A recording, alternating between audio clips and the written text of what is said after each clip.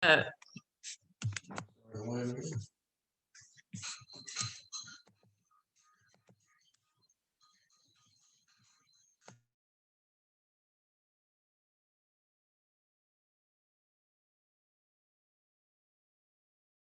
Start recording. So hello, everyone. My name is Dr. Brittany Martin, and I am the founder and CEO of Doctoral Mom Incorporated. Doctoral Mom Incorporated is now a nonprofit organization. Our plan is to actually issue scholarships and provide more resources to mothers in doctorate programs. We now have about 2,100 members in our group, and growth has been very rapid. We've only been around for about a year and a half. So we're anticipating that we'll probably hit that 3,000 mark by the end of the year.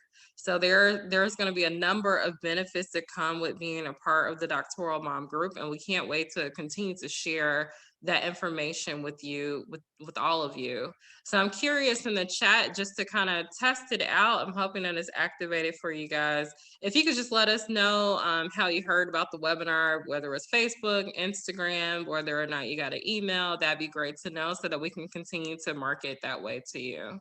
But now I want to shift gears and introduce you to Dr. John Palmer.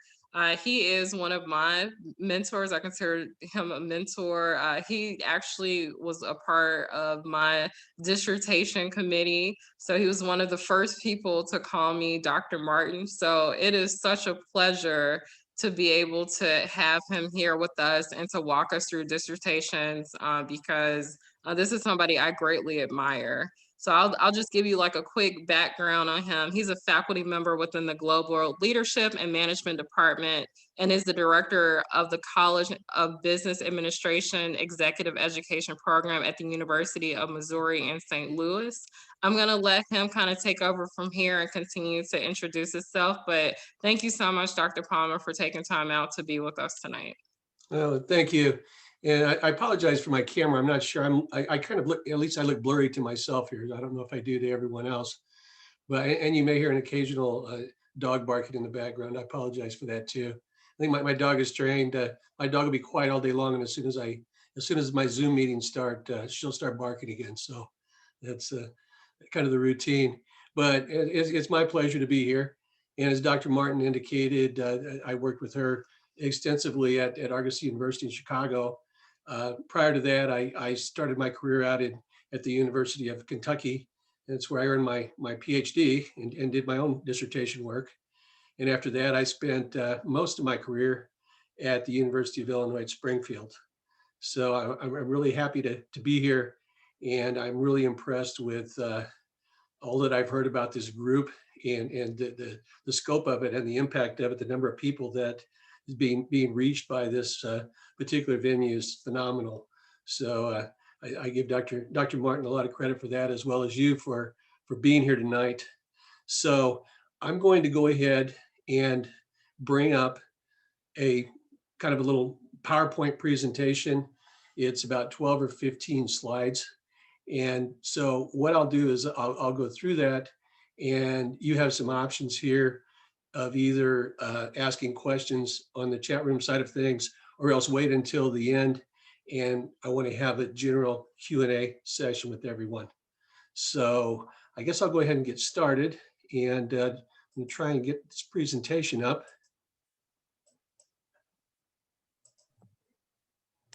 There. Should be able to see that. And let me get my glasses on.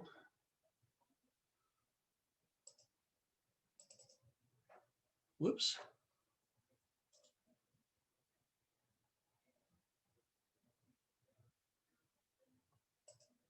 Start over again.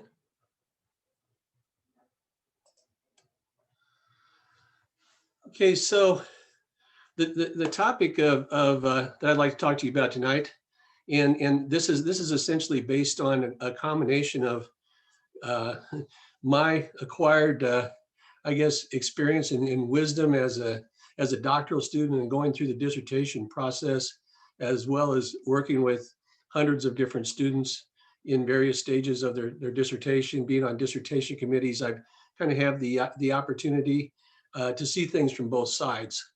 So I think that this will be beneficial to you with respect to organizing for your dissertation and thinking about your topic if you don't have a topic already and that sort of thing.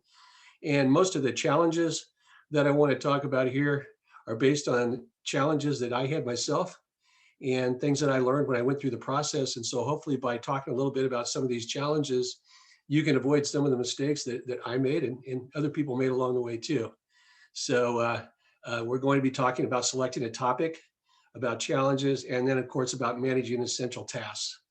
And I will say on the front end of things that about 80% of your ability to be successful and stay on track with your dissertation has to do with organization.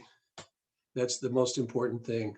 So I just want to say that on the outset, and we'll talk more about that as we move forward here. So some of the key assumptions at the outset that are important to recognize is, first off, the main purpose of writing a dissertation is for you to learn how to do research. And research is one of those things, it's kind of like riding a bike. You can read a book on how to ride a bike, but it's not the same as riding it. And in order to really become adept at riding a bike and get really good at it, you have to pretty much just jump on it and go. And it's really the same thing with a dissertation. And that's the purpose of the whole process. And I will say that when I started my process, I was a little timid, like I'm sure you are too, and in coming out of the gates with things, and a little confused every once in a while in going through the process. But the interesting thing about it is when I got on the other end of things, I, I realized that I had learned a lot. And at the time, it didn't really seem like it. It seemed like I was just trying to keep my head above water all the time. But after the whole thing was over with, it's like, wow, I know a little bit about research now. And so that's the main purpose behind it. And the reason why I bring this up is because, as I indicate in this second bullet point, your dissertation is unlikely to be a seminal piece of research. It's unlikely to be your best work. It's unlikely to be what we consider to be groundbreaking research that's out there on the frontiers of your field of study. You want to save that audacious goal for later in your career when you get out there and you get your feet wet. However, it does need to be very good and make a unique contribution to your field. But I'm saying this because chances are it's going to make a modest contribution to your field. And I've seen a lot of students that really want to get engaged in groundbreaking research with their dissertation and do something fundamentally different than anybody's ever done before. And I can tell you with pretty much 100% certainty that this isn't the time to do that. This is the time to bite off something that you can chew. And again, it can be the start of something bigger that you do later on, but it's unlikely to be a game changer in your field. Okay. But at the same time, I don't want to underestimate the importance of making sure that you have a passion for your topic. You're going to be living with this topic for a period of time, for probably a couple of years in this process. And so it really does need to be something that you're fundamentally interested in. So what you should never do is just select a topic that, well, this looks like something easy to do, so maybe I'll do this. Or there's a lot of jobs out there in such and such, and so I want the focus of my dissertation to be on that, even though I don't really care about that particular area of study. You do want it to be something that you do have a passion for in some way. So those are some of the key assumptions. Here's something that's really important. And before you begin to identify potential committee members, you want to do these things. First off, you want to research a topic of interest in detail. Then you go to your potential committee members with a pretty good idea of what you want to do. Now, you're unlikely to have things nailed down 100%, but at the same time, you want to be moving in the direction of something that is manageable and something that in concise terms you can describe. So I've had students come to me, and I'm just going to throw something out here hypothetically. I've had students come to me and say, okay, well, I'm interested in doing my research on motivation.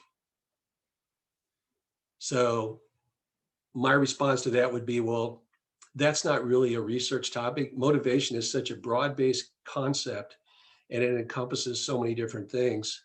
Uh, what type of motivation are you interested in and why? And so what you might do in narrowing down a topic is think a little bit about motivation. Well, yeah, I'm interested in motivation, but what type of motivation am I really interested in? Why am I interested in that topic? Well, maybe you're interested in it because um, you want to try and understand why people are motivated to start their own business. So, okay, well, now you're going somewhere with it. So there is a stream of research out there. You'll go out there and start doing your research. And well, there's something called entrepreneurial intentions. And there is a body of research out there that focuses on identifying factors that contribute to entrepreneurial intentions. And that may involve a number of different things. Obviously, self-efficacy is probably one of them. And the type of education that people have had, background or experiences, exposure to other individuals who run businesses and that sort of thing. And so now you're starting to go somewhere and you're starting to familiarize yourself with the topical area. And maybe you decide that in going out and looking at this other research, that, well, one thing I've noticed here that keeps coming up again and again, a recurring topic these days, there are more females than males that are starting new business ventures. And so maybe something that would be really interesting to look at and something that's interesting to me as an individual might be to try and see if there are variations based on gender that in terms of motivations people have for starting a business. So in other words, do females have a tendency to want to start businesses for the same reason that males do, for example? So all at once you have a topic. All at once you're looking at the moderating influences of gender on entrepreneurial intentions. So that's the direction that you want to go in with this. And you never want to go to your committee members on the front end of things without at least having a decent idea of what you want to do. And the best way to make that happen on the front end is to get out there on the initial side of things and begin to take a look at other dissertations and begin to really kind of dive into that stream of literature that you're interested in on the front end. So that's really important. In addition to that, there's the doability factor. Realize that you're going into this thing with limited time. You're probably going into this with limited funds to fund the research. And also, in addition to that, you want to make sure that whatever it is, the information that you need to collect, the information that you need to acquire to make this happen is out there, that the data is out there in some form. You want to be very realistic about that. If it's going to involve you going out and finding, for example, 500 people in a particular profession, 500 medical doctors to interview or something like that, it's probably not going to happen. Maybe later on you'll have the resources to do something like that. But right now, that's just, it's not going to happen. It'll take you years and years to do that. Not only to identify who these individuals are, but to arrange for appointments to set up with them, to do the interviewing and everything else. The same thing applies if you're doing some type of survey research and you expect to send a survey out to 10,000 individuals. You may only get a response rate of 5, 6, 7% with something like that. And so you have to realize the cost, both in time and money, that it's going to take to do that. So be practical with this thing too. You've only got so much time to do this. And finally, relevance. So make sure that your proposed research builds on an existing body of knowledge, as I just indicated, the example that I just put out there. And you want to do all this on the front end, and this may take you a couple of months or a few months to kind of nail things down to this level. But then at that point is when you want to actually go to your committee, approach your committee and demonstrate to them that you've done your homework and that you're serious about wanting to move forward with your research. That's really, really, really important.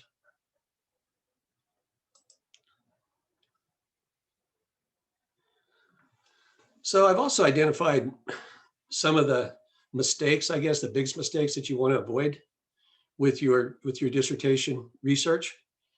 And one of the ones, as I just indicated with our example with motivation as a topic, you want to do something with motivation, being too broad with your research idea. You want to make sure that you have something narrowed down that's manageable, something that you can bite off and chew and do something with. So that's important. Also, proposing to do something that you don't know how to do. I've seen this a lot in dissertation proposals where people want to utilize some type of phenomenological research approach or some elaborate data analysis approach or whatever the case may be. And if it's not something that you've been trained to do in your coursework, in your qualitative research methods course or your quantitative research methods course or whatever, uh, it's going to be very, very difficult for you to get up to speed on that on your own. And even if you work with a methodologist, you still need to understand what's going on. So you want to make sure that it's something that you're not going to spend the next 3 years trying to learn how to do the analysis. So that's really important. Also, when you're doing your dissertation, it's important that you stay focused on something that's actually inside of your field.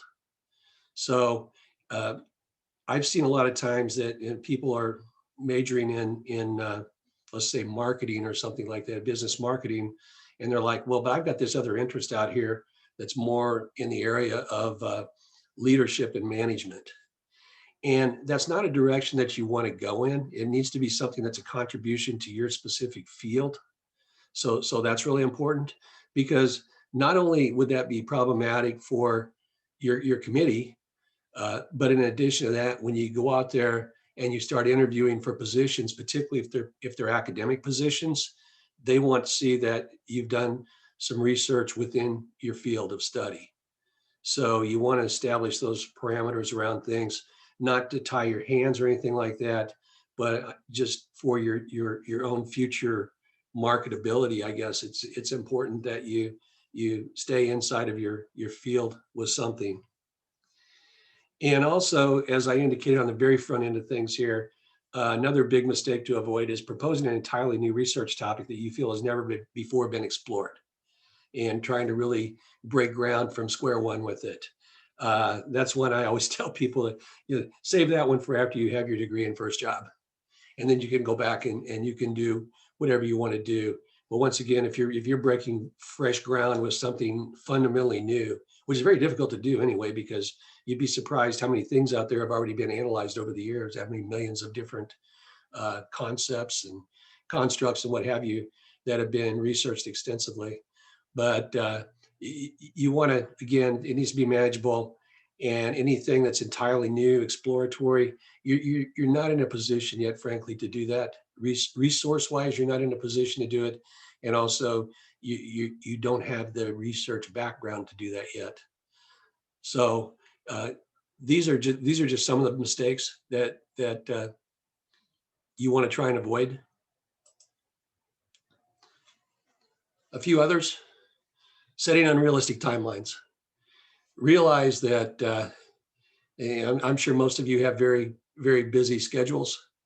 Realize that life goes on while you go on and try and complete your dissertation. And you need to factor all of that in addition to what you're already doing right now with work responsibilities, with family responsibilities, with other types of activities and things you have going on in your life, that you're going to be doing this on top of that. And most of those other obligations aren't going to just go away. You may get some relief on a few things along the way, but maybe you can kind of take off work a little bit to try and finish up your dissertation and things like that. But for the most part, life goes on, and life still has its challenges. So you don't want to set unrealistic timelines. I've had people come to me and say things like, well, I want to finish this up in 6 months. And it's just, it won't happen. The average time for completion of dissertation, at least in my field, is along the lines of 2 years, possibly a little less than that, but that would be a realistic timeline, at least in my field of study. if somebody came to me and said, I want to finish in a year, I'd tell them that it's probably not possible. Give it your best shot, but it probably won't happen. 18 months maybe, but the average time is more like 2 years. Another big one has to do with not being objective about your topic. Okay. So, as I indicated previously, it's important to be passionate about your idea, your topic. You're going to be living with this for a while, and you need to be excited about it. You need to have that sustained energy that goes along with that, which is very difficult to do if it's not something that you like. But at the same time, there are situations where people can be a little bit too attached to the topic. And for whatever reason, if it's about something that you had a bad experience with, for example, whatever that may be, you've got kind of an emotional element to the way that you view that topic. And if you want to analyze something like that, you need to set your own personal feelings aside, because the idea behind this research, the idea behind a dissertation, is to do objective research. So sometimes I would say it is possible for people to be too close to the topic that they want to study. So you need to do some self-reflection if you feel that maybe you kind of fit into that category, I guess, or whatever, of, well, am I really being objective about this, or uh, am I letting my own personal experiences guide the way I view things? So that's really, really important. And then finally, another mistake to avoid is trying to prove something. I'm trying to prove X, Y, and Z. You're not really going to prove anything with your dissertation. You can provide evidence that something exists or something doesn't exist, or two things are related to one another, or whatever the case may be. But you're not setting out to prove anything, and you won't prove anything beyond the context of your research. It's not going to be generalizable to the whole world. So you want to get out of that mindset as well.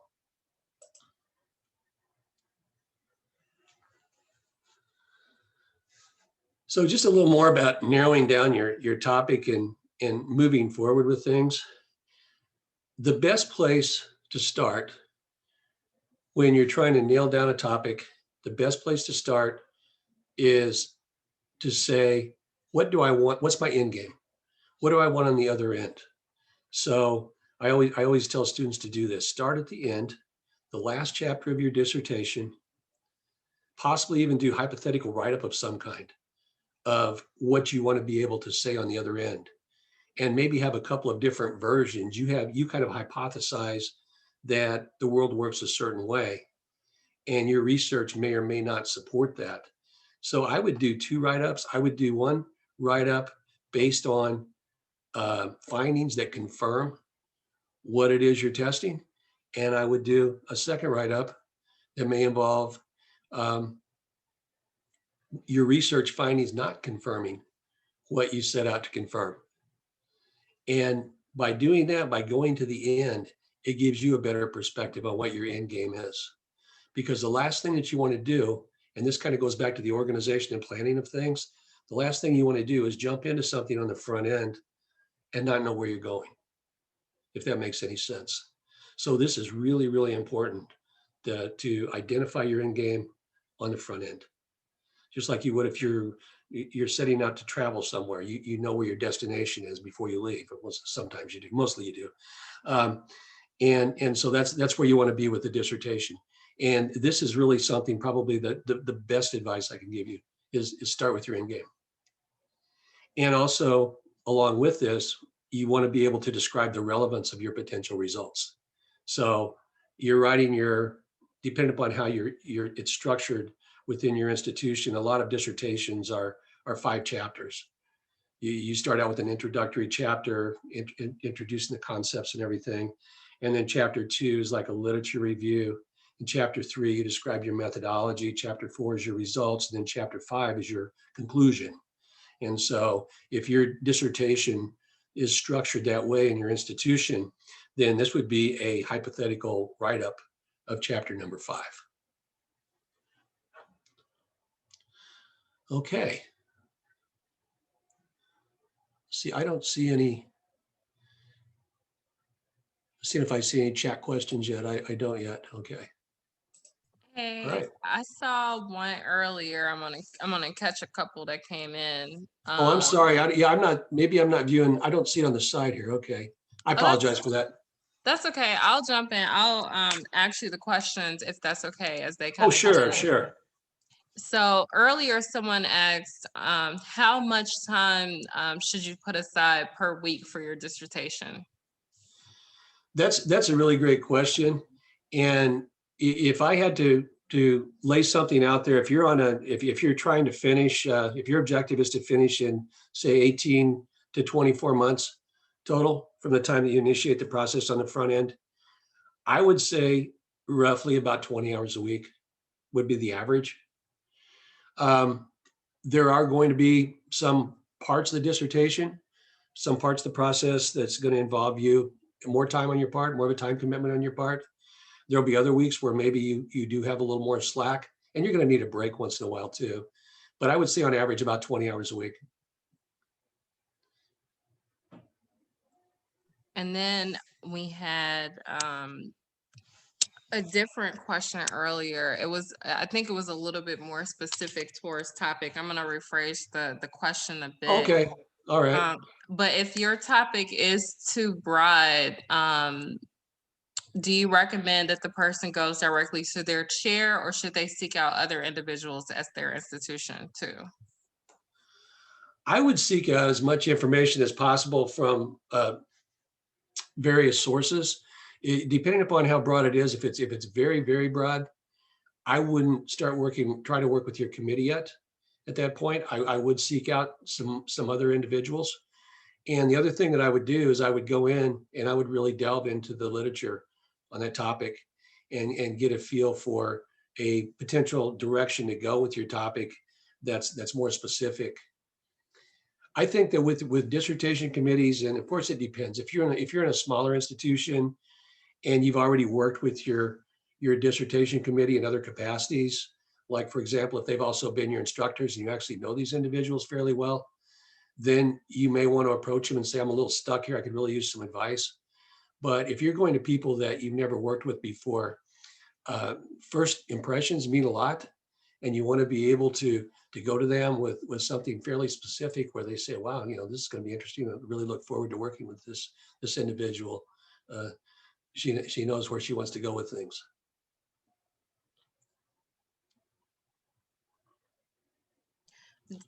And just because of our group consists of mothers, do you have any advice for like specific advice for parents, like what they should do with respect to someone who may not have any children?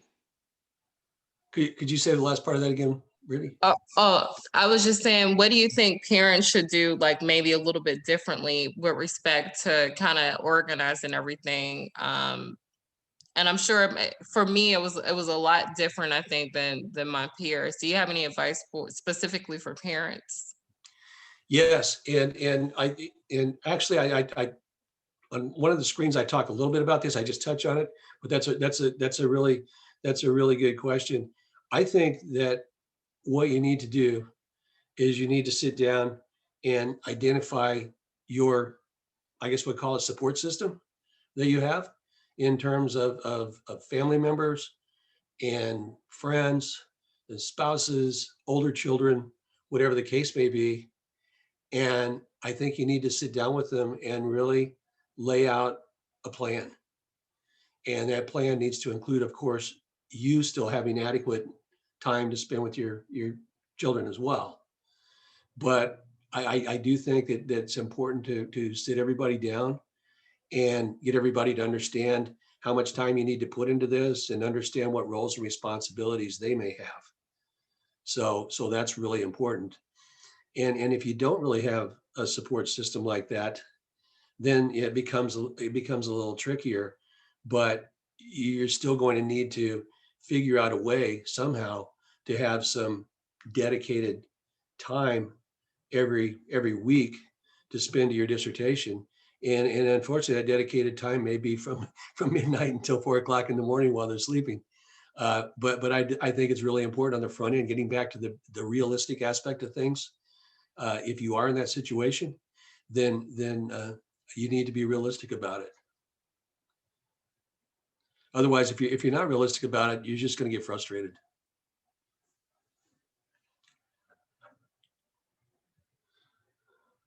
Other questions at this point? I'm not I'm not seeing my chat up here. I'm doing something wrong. I apologize for that. But Oh, it's okay.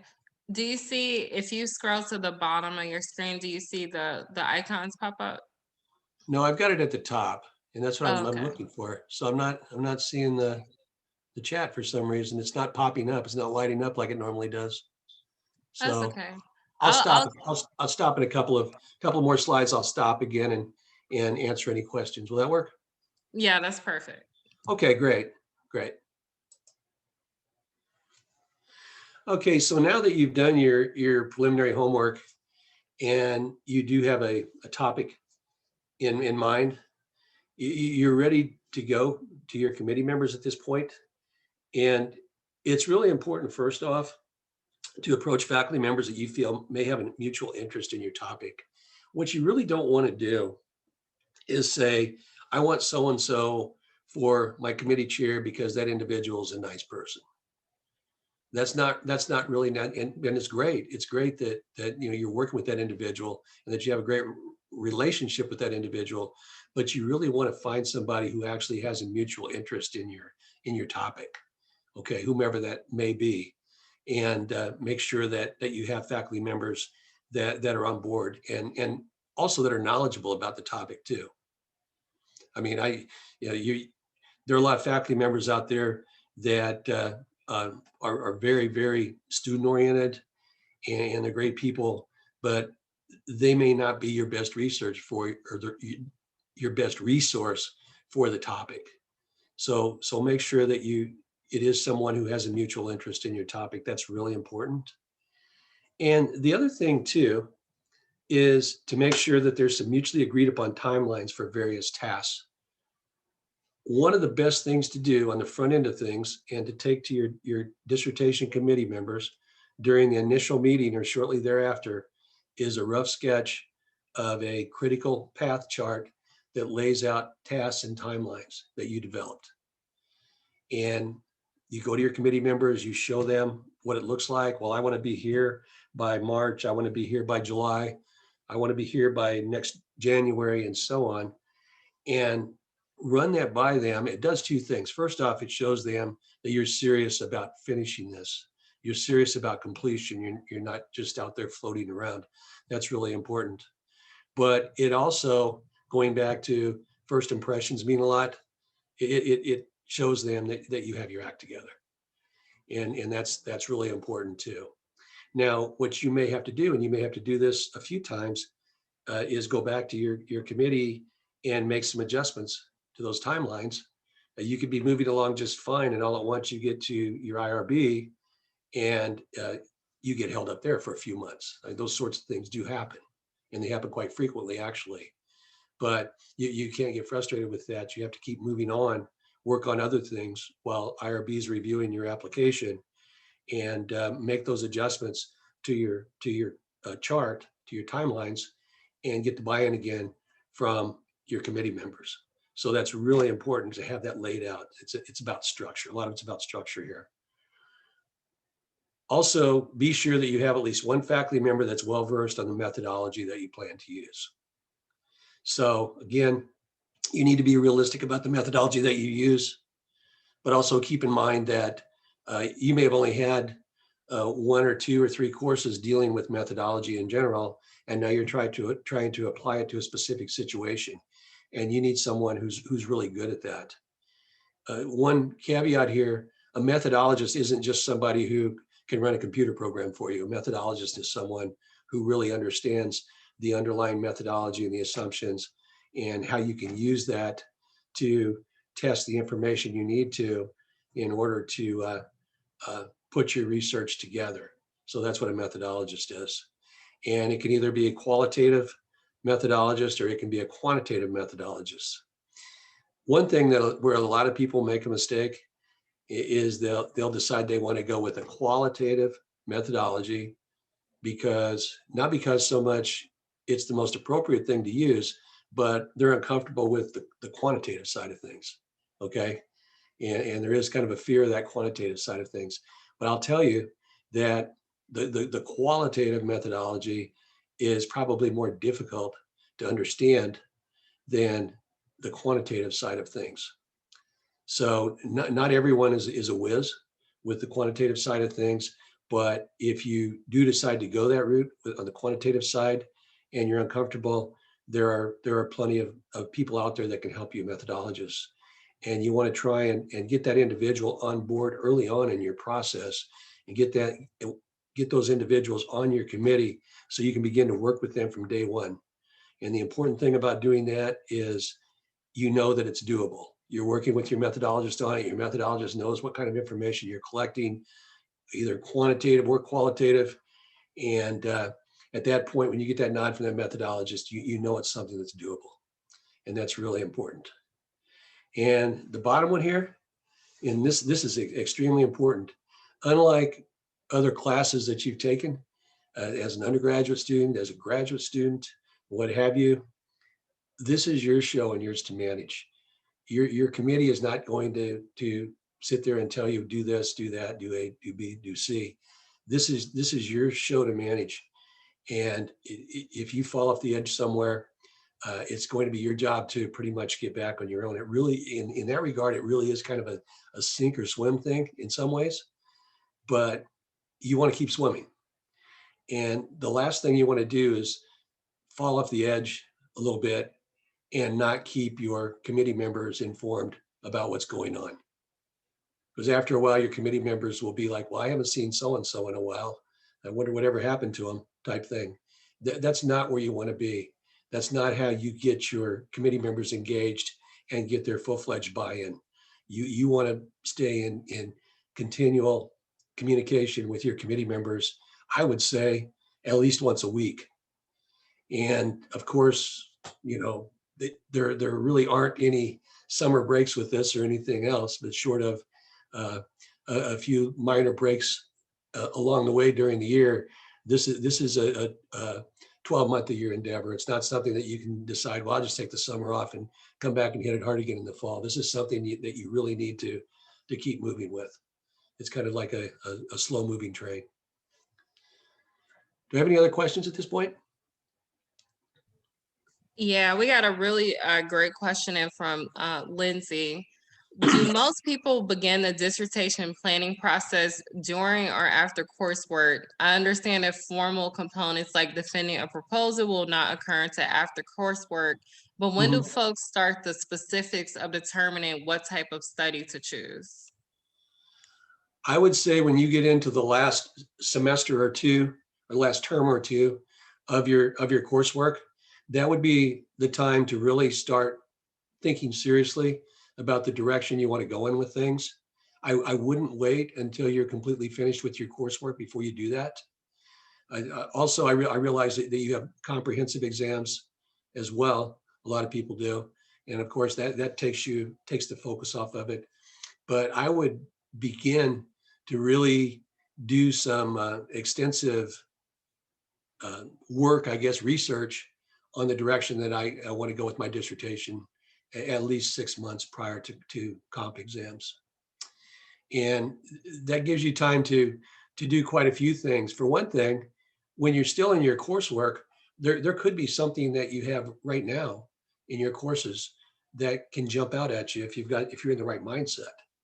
And so it could be right there. Once you get away from it for a little while, it's hard to get back into those topics again.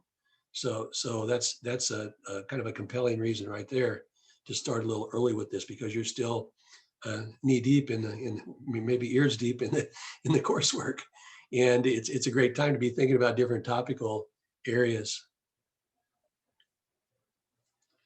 All right. Anything else? That's what we have for now. All right, I apologize. It's just the chat's not popping up here. I'm not sure why not. Excuse me.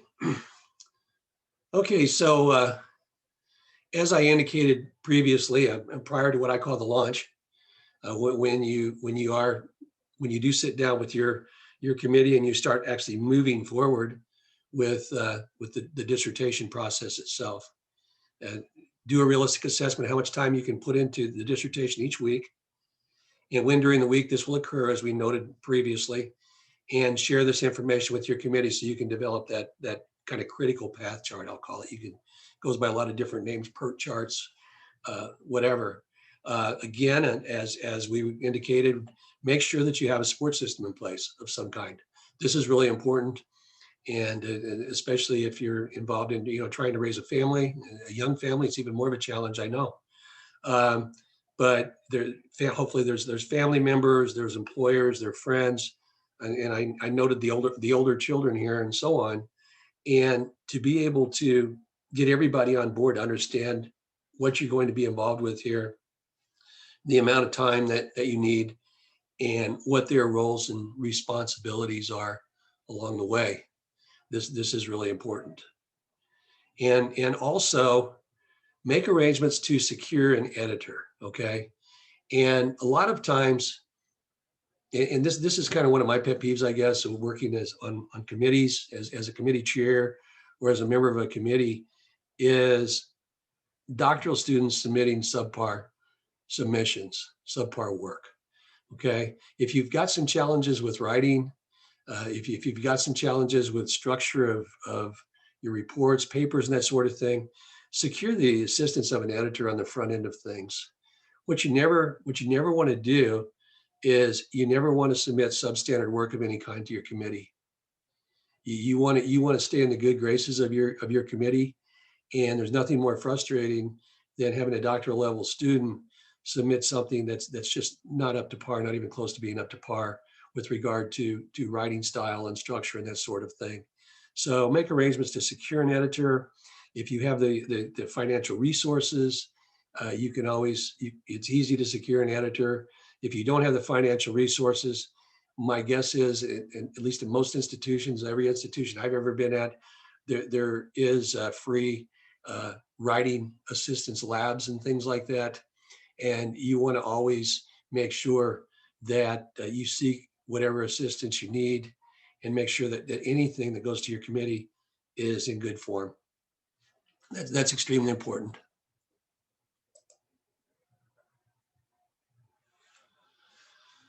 Okay, so now you're moving down the road with your dissertation. And of course, it's very important to stay on your timeline. Do that to the greatest extent possible. And as I noted previously, in the event of unanticipated circumstances, you're going to need to revise your critical path chart immediately. Keep things moving forward. When you run into challenges, of course, there's all kinds of challenges you can run into. You can, anything from challenges at work to challenges with your health or a family member's health. There are endless ways, endless things that can come up. And everybody understands that. And everybody, or most people anyway, are reasonable when it comes to working with you on things like that. But you need to keep them apprised of what's going on. Also, something else that's kind of a pet peeve of people as committee members is when you ask them, well, what are you doing now? And the student will say, well, I'm waiting for so-and-so to get back to me to see if I can do some interviews. Or, I'm waiting to hear back from IRB. I did my submission and they want some additional information. You should always be doing something. There's always something else to do with your dissertation, and you should never be waiting for anybody. There's always something else to be done. You can be setting up your tables. You can be writing up part of your chapter 5. You can be working on your bibliography. You can go back and you can be revising your literature review and that sort of thing while you're waiting to get the approval from IRB to begin to collect your data or do your interviews or whatever you're going to do. So never go into park with this thing. Always be moving forward with an aspect of it. That's really important.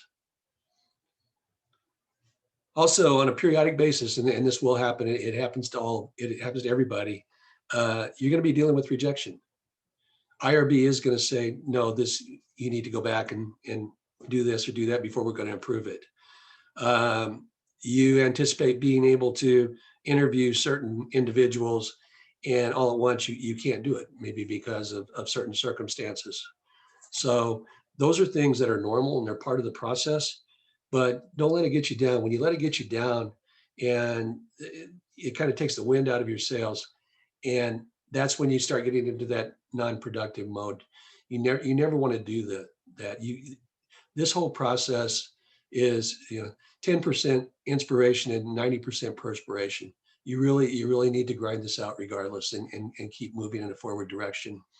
If you do that, the chances of you successfully completing your dissertation is extremely high. It's just when you get discouraged and kind of go into park that you're putting yourself in jeopardy at that point of not finishing.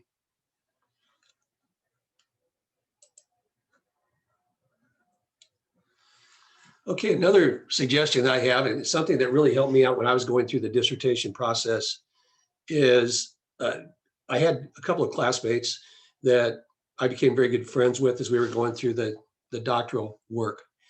And they took the comps the same time I did, submitted their proposals the same time that I did, and roughly finished around the same time that I did. And we worked together. We had study partners. We kind of set bars for each other. There was a level of accountability there that we set for each other. So if you can find someone like that, a classmate, a former classmate, uh, somebody who can be a coach for you and a strong study partner, that's a great thing, because you'll need a motivator. Motivation is a big part of this whole thing. So anything you can do like that, try and identify someone like that if you haven't already. That's important. Also, as I noted, make sure that you keep your committee members apprised at all times about what you're doing. Never just drop off the edge. That's the absolute worst thing you can do, regardless of the circumstances, is just kind of drop off the edge and not keep them apprised of what's going on. As I noted previously, work diligently with both your editor and your methodologist throughout the whole process. There are a lot of I's to dot and T's to cross, so to speak, and that sort of thing with both your editor and methodologist. So keep moving forward and do it with some good quality edited written work and with something that's methodologically sound. And here's something else too. Some days will be a lot better than others, but when you're on a roll, keep going. I look back on my dissertation experience, and the actual writing part of the dissertation over a period of about, I want to say, I wasn't doing the actual writing for a full 2 years, but I probably was doing most of the writing within a period of about 12 months. So you figure that that's 365 days of that this process went on, the main core part of the writing of the dissertation, other than the conclusion and everything, of course, that came after I collected the information and reported on it. Out of that 365 days, there were probably about 30 days that really made the difference when I got on a roll, so to speak, and was able to really make a lot of progress. There were other days when I'd get up and try and write in the morning. I'd try and get up early and write as much as I could. I was teaching at the University of Kentucky at the same time, so my days were fairly full. So I tried to get up very early and do my writing. But there were some days I'd get up and have a cup of coffee at 5 o'clock in the morning, and I'd have a blank pad in front of me. Well, now everybody has a computer. Back then I had those yellow gridded pads, or whatever you want to call them, legal pads. And it was a total waste of time. It just wasn't coming that day. And you'll have days like that. And sometimes when you have days like that, the best thing to do is wait until tomorrow. That does happen. And I know that's kind of an element of procrastination. But at the same time, when you do get on a roll, keep rolling. That's extremely important. And that was the 30 days over a course of a year that was the make or break for me in terms of the whole process. So that's another piece of advice that I can give you.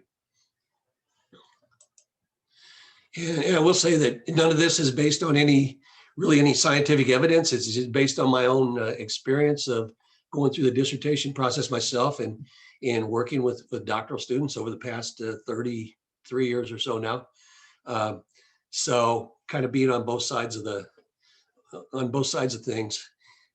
So I thought that this might be something helpful. I don't know exactly where everyone's at with their, in terms of the dissertation process, but a lot of it is structure, and a lot of it is really gaining the buy-in of your committee, and really being able to keep your feet to the fire, but at the same time being realistic about it too. So other questions that individuals have?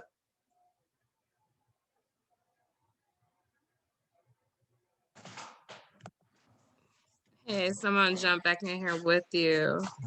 Um, I don't see any new questions coming in, but I think that one of the things that I thought was very helpful earlier was the support system that you Mm-hmm. mentioned, because that was something that I had to learn how to do. And for those of you who haven't met me yet, again, I'm Dr. Brittany Martin. I'm the founder of Doctoral Mom. And actually, I had all three of my children during my doctorate program. So that part is like Right. very, very important. And Dr. Palmer really helped me get through that process. He was right. I probably contacted them like once a week or once Absolutely. every other week, just to at least share my story or let Mm-hmm. them know like what was happening with me. I thought that was important. But I sat in his class with like heating pads, and then towards the end I was pregnant with my Mm-hmm. second son, and I actually defended my dissertation like while I was in labor. I didn't tell him until after they said, Right. "Congratulations, Dr. Exactly. Martin." But yeah, he knew I was very determined to get Mm-hmm. done. She was a So very good student. She, yeah, she was very yeah, diligent, very determined. so I just saw a couple questions actually come in, which are great. My EDD program offers an alternative dissertation. Is that something that you would consider? And I've heard about these before, like alternative dissertations and capstones. Do you have any advice on those? Yes, I think a lot of it depends on the career path that you want to go down. I'm guessing that the alternative to the dissertation is kind of more of a practitioner type analysis of some kind. And so if you want to go into the traditional academic side of things, okay, if you want to go into that side of things with your career, I would stick with the dissertation because that's got the really strong research orientation. But I'm thinking that the alternative would be more of the practitioner oriented thing. So if you're EDD and you want to be a superintendent, let's say, that may be a good way to go with the capstone. But if you're EDD and you want to get a job at Ohio State as a faculty member, then I would pursue the dissertation. Do you have any advice with respect to the literature review?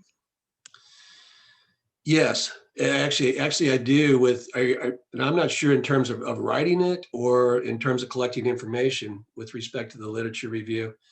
But I would say, like on the front end of things, in trying to pull the information together that's going to be a part of your literature review, it really is getting out there and maybe identifying 30 or 40 different studies that have been done, research articles, that sort of thing, and really trying to narrow things down to maybe 5 or 6 or 7 that focused on your particular topic.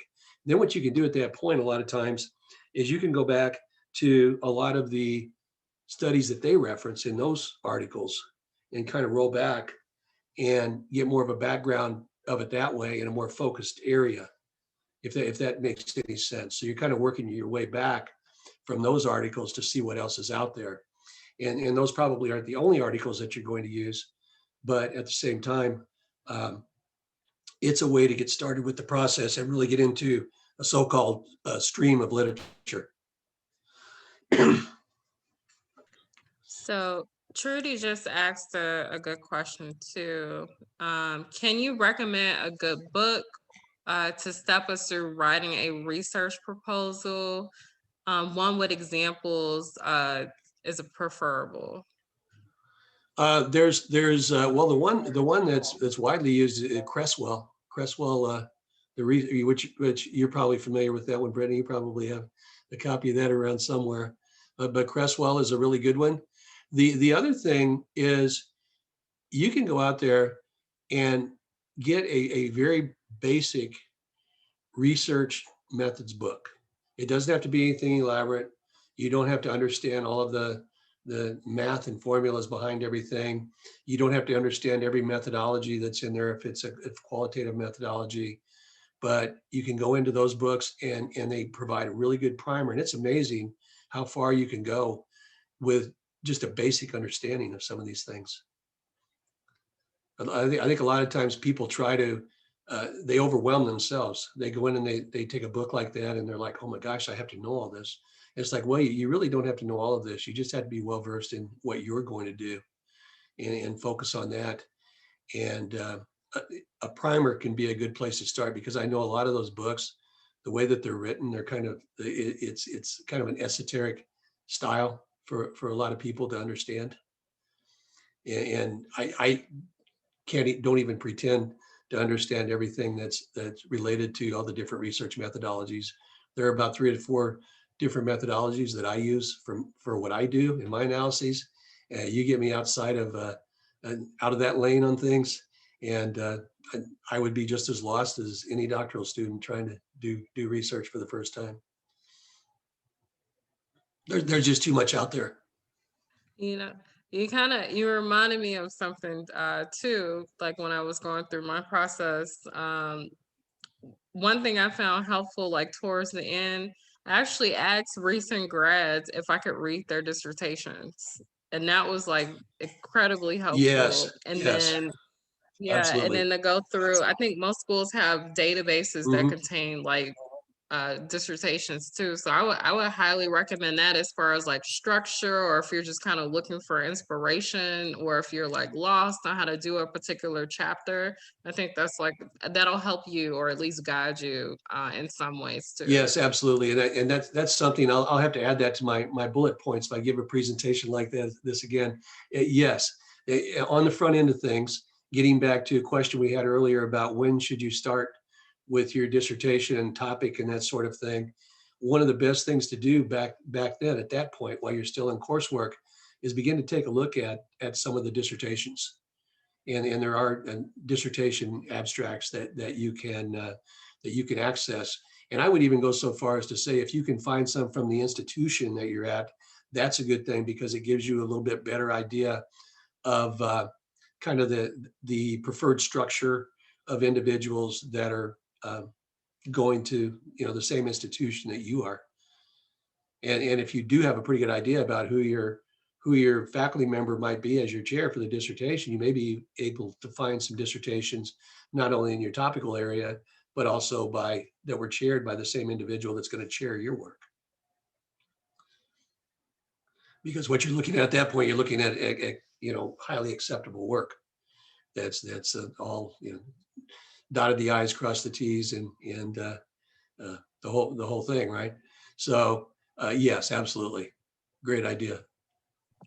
And we have just one more question before we wrap up. Shelly, I think you're asking this as a joke, but I'm really going to ask this question. Shelly said, is there a dissertation book for dummies? And I had to ask it because there's actually a book. It's actually real. So I Mhm. just had to I just had to like say that out loud because I've actually had some of my students because I now have the pleasure of being a dissertation chair. So I actually had Oh, students okay. like yeah, I did my first one. I did my first one last year. It was incredible to say, hey, Excellent, excellent. congratulations, doctor. So it was great. Hmm. That's a good feeling, isn't it? Yeah, it Yeah. was like the best. It was one of the best feelings I ever had to say that to somebody else. Hmm. So, That but is, that's really exciting. It's really a great place to be. yeah, hopefully everyone on the call too. Once you finish your program, you'll have that experience too. It's really incredible, Yes. and yeah, that's really a book, Shelley. You might look it up. Hmm. It is. We kind of joke about it, but honestly, the best advice is to talk to people. At least that's what got me through. Is like talking to people like Dr. Palmer, my other people on my committee, like students, recent graduates.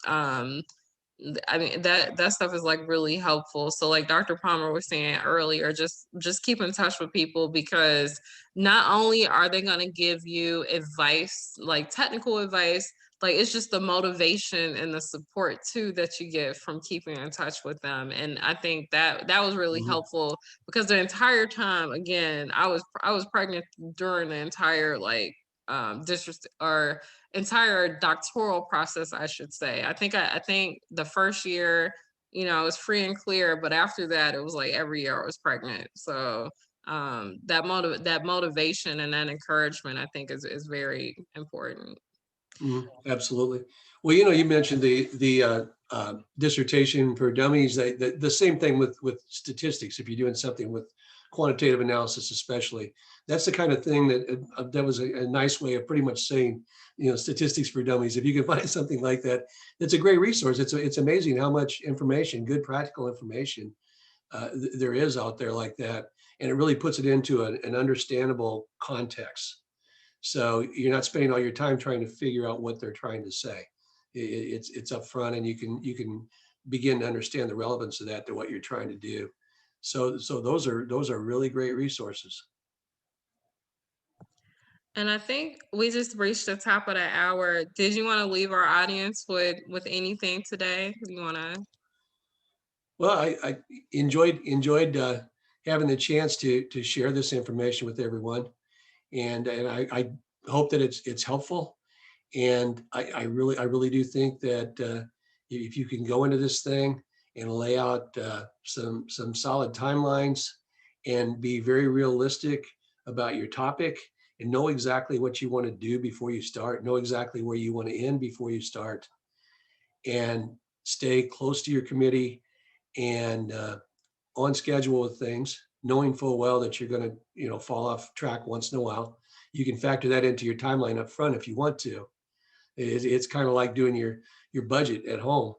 Um, every year, for example, my wife and I, we budget so much money for unexpected expenses. We have no idea what those unexpected expenses are going to be, but we know there's always going to be more. Something's going to happen. The car's going to break down. The furnace is going to break down. The roof needs fixed. Who knows what it'll be, but there's always something. And so you want to factor that into your timeline too, because it isn't going to be just a straight linear shot to completion.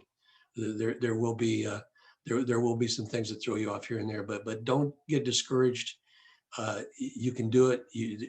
There's not one of you, if you're to the stage of in a doctoral program, you're in like the top 2% level of second percentile level of education of everyone in the country. You can do this. You can do this. So you just stay on track, and good luck with everything.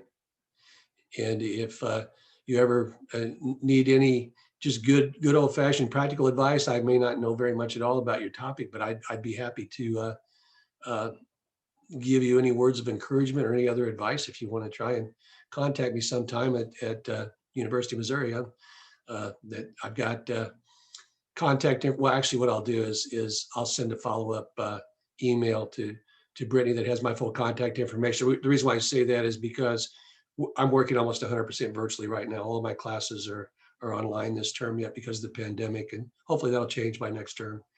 But that's one more thing too. If this pandemic makes it a little harder, a little more of a challenge a lot of times to stay in close contact with people. So what I would suggest you do with your committee is set up scheduled Zoom meetings every week with individuals if you can't be there face to face, and keep that regularity going, even though you don't see folks every day like you normally would. But thanks, and maybe we'll catch up again sometime.